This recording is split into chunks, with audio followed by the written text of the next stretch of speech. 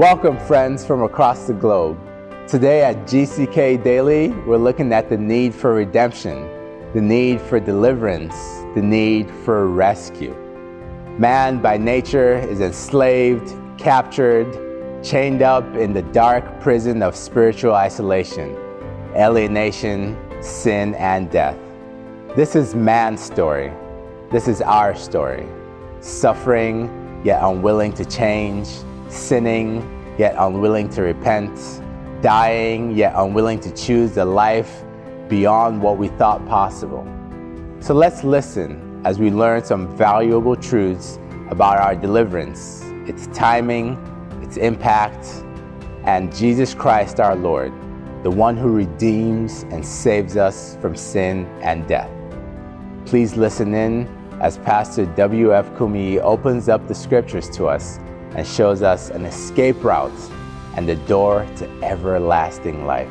God walks by his own timetable.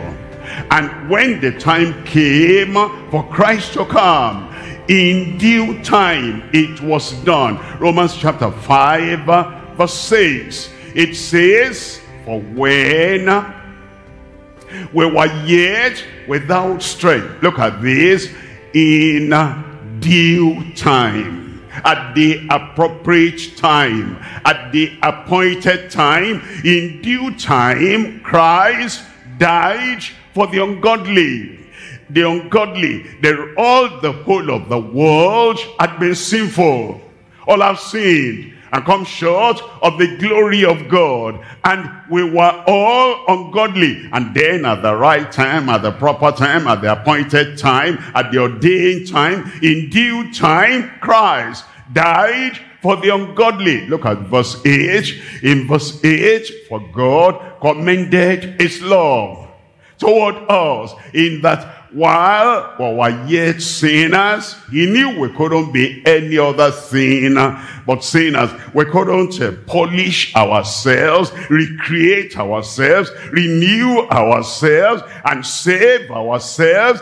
We were sinners. And it's at that time, while we were yet sinners, Christ died for us. Romans chapter 3, reading from verse 23, it tells us, for all have sinned and come short of the glory of God. Verse 24, it says, but being justified freely, we don't pay anything, neither with our tears, nor with our work, nor with money, nor with property. We don't pay for salvation, being justified, saved freely by his grace, through the redemption that is in Christ Jesus. Verse 25, whom God has set forth to be a propitiation through faith in his blood. It's done it. All we need for salvation, it's done. For forgiveness, it's done. For freedom, it's done. For a ticket to heaven, it's done. And then he tells us in 1 John chapter 2 verse 1. 1 John chapter 2 verse 1. My little children, these things write I unto you, that ye sin not. There are people who plan their lives on the basis of sinning. There are people who think they understand grace on the basis of sinning. They say, grace, grace, God's grace, abundant grace, and marvelous grace. And when they talk like that, when they think like that, they're thinking sin will always be there, and then grace will come. Grace will come. Grace will come. The more I sin, the more they sin, the more the grace of God will be manifested. That's erroneous. That's misinterpretation, misplacement of grace. You see, he doesn't want us to sin. He says, my little children, these things write I unto you, that you sin not. But if, have you noticed that? If, not when, as if it will happen to everybody, and when it happens, this is what you do. It says it shouldn't happen. But if it happens accidentally, if, carelessly, if. And because you are not watching, if. Normally, it should not happen. You are saved from sin. You are not saved into sin. We're saved from sin, that you sin not. But if any man sin, we have an advocate with the Father, Jesus Christ, the righteous. Is what we call an emergency door in the house. If something should happen, that you don't take the normal route, and the only thing available is the emergency door. Very quickly go through that emergency door. We don't use that emergency door as the normal thing for every day. Fire outbreak, emergency door. Something beyond your control, emergency door. Accident, emergency door. The emergency door is if any man sin. We have an advocate of the Father, Jesus Christ, the righteous. Titus chapter 2, verse 14, who gave himself for us, that he might redeem us. That's the purpose. He gave himself. He died on the cross. He was buried. He rose again. Why? That he might redeem us. What does that mean? Purchase us. That he might take us out of where we were to where he is. That he might redeem us from all iniquity. There are people who minimize the power of the blood of Christ, and they gauge that the power in the blood of Christ can save them, redeem them. As we listen, we've discovered a few key points from this message. Number one, Christ came at the right time. Our great God decided to come at the ordained time, at the right time, at the perfect time. He saw us in our sin, in our darkness, in our shame. Some of us know that we're in darkness. Some of us don't see that we're in darkness. Like a blind man who doesn't know he's in darkness or light. But Christ knew we were in darkness, and he came bursting in, bringing a bright torch of truth, exposing our sin. How will you respond to the deliverance that Christ offers? Number 2, we are saved from sin and not to sin. When some people come into the grace of God, they receive the sweet taste of salvation and forgiveness. They think they're fine to continue to live in their sin. They think the more they sin, the more they receive forgiveness. We must realize that we are saved from our sin. We are not saved to continue in that sin. It is like someone who jumps off a building and breaks their leg. They go to the hospital and receive healing. And once they're healed, they return to the same rooftop and jump off again. Why would anyone continue in their sin and suffering? Number 3, Jesus provides an emergency door. Sin must not be a habit. We are saved from our sin. Our life changes, our value changes, our desire changes, our nature changes. We no longer continue to live in sin. The emergency door clearly reads, if we sin, not when we sin. 1 John chapter 2, verse 1, it says, my little children, these things I write unto you, that ye sin not. A friend, I know you're tired of living a sinful life, and you're ready to go through the doorway that leads to life. All we need to do is to come to Jesus, just as he has come to us. He is reaching out his hand to rescue you from your sin, suffering, and darkness. It is possible to be free from your sin. Jesus gives you complete, full freedom. Pastor Kumuyi now comes to lead us in a prayer for salvation and healing. Accept the Lord's offer right now and be set free from your sin. Lord, I believe. That personal faith, tell the Lord right there, you believe that Jesus died for you. You believe that he's going to cancel all the condemnation and the punishment of your sin right now. You believe that Christ is going to bring you into his kingdom right now. Yes, Lord, I believe. Personal faith, personal faith, personal faith. I believe. Tell the Lord, tell the Lord.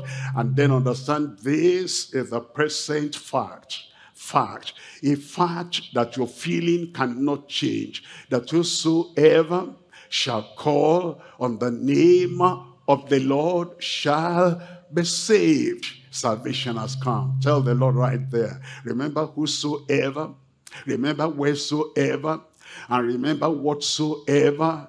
That salvation is available there. Open your mouth and tell the Lord, oh Lord, I turn away from my sin.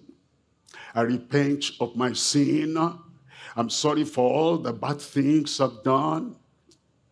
Even if I tried to turn over a new leaf, I cannot save myself, but I trust in you. And I believe you. Lord, I believe.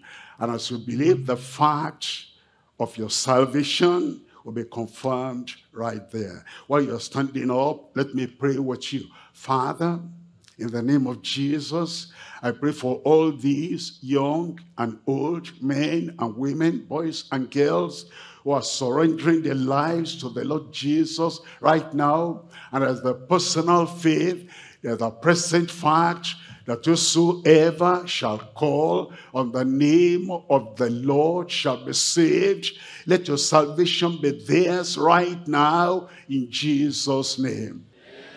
Let forgiveness come to them right now in Jesus' name. And let your spirit bear witness in every one of their hearts right now. They are saved in Jesus' name.